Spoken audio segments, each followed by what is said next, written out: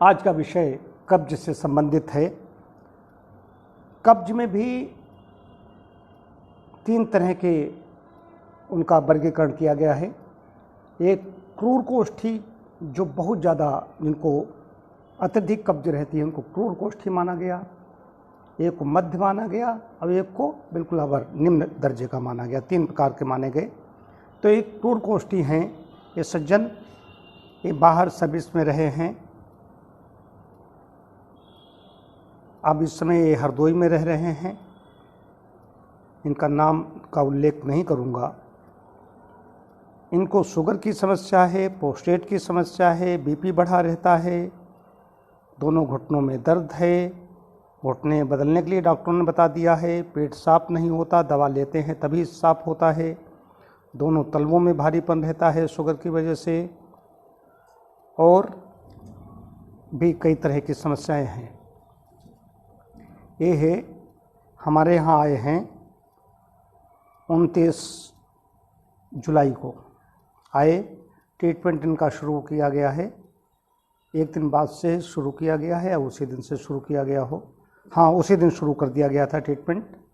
इनको जो उपचार दिया गया पहले दिन, पेट की सेक और मडपैक, तत्पश्चात एनिमा दिया गया था। कई दिनों से इनकी मलकिया मोशन नहीं हुआ था, इसलिए तुरंत दिया गया था। अवस्था भी ज़्यादा है, 77 साल की अवस्था है। तो वैसे तो चक्र चलाता हूँ लेकिन रोज़ इनको नहीं दिया गया।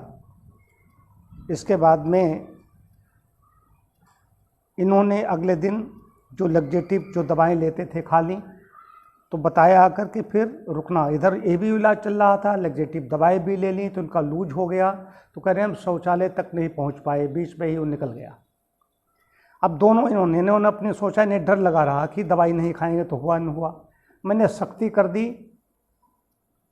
कल ये हमारे पास आए, इन्होंने परसों दवाई नहीं खाई, कल हमारे पास आए, इनको कल इनका पेट साफ नहीं हुआ। जब पेट कल साफ नहीं हुआ तो उन्होंने कहा कि हो सकता है दिन भर में हो जाए, हम और कोई आंतों का संशोधन नहीं कर सकते आपकी अवस्था और कई चीज़ें देखते हुए। आज इनको सुबह मोशन हो गया, आज बड़े प्रसन्न थे, इन्होंने बताया। लेकिन डाइट के में मैंने बड़ी सख्ती कर दी। मैंने कहा यदि मेरी डाइट नहीं लेंगे तो मैं ट्रीटमेंट बंद कर दूंगा। ये जब कहा तो इन्होंने डाइट के नियमों का कड़ाई से पालन किया। इनको फल सब्जियां ज़्यादा खिलाई गई और उसका परिणाम था आज इनको मोशन हुआ। मैंने 2 हफ्ते की बात कही थी, 2 हफ्ते में मलकिया ठीक तरीके से संपन्न होने लगेगी।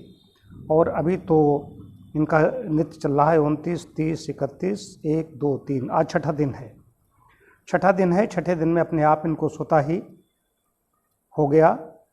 करीब 7-8 दिन और चलेगा ट्रीटमेंट। इनका मलकिया निश्चित रूप से सामान हो जाएगी और भी समस्याएं इनकी नीचे आएंगी। बाद में अन्य ट्रीटमेंट बाद में शुरू किए जाएंगे। तो पेट साफ रोग साफ सिद्धांत है, कब्ज न होने दें। अगर पहली बात है ऐसा आहार विहार रखें, आदर्श स्वास्थ्य नीति अपनाएं जिससे कब्ज न होने पाए।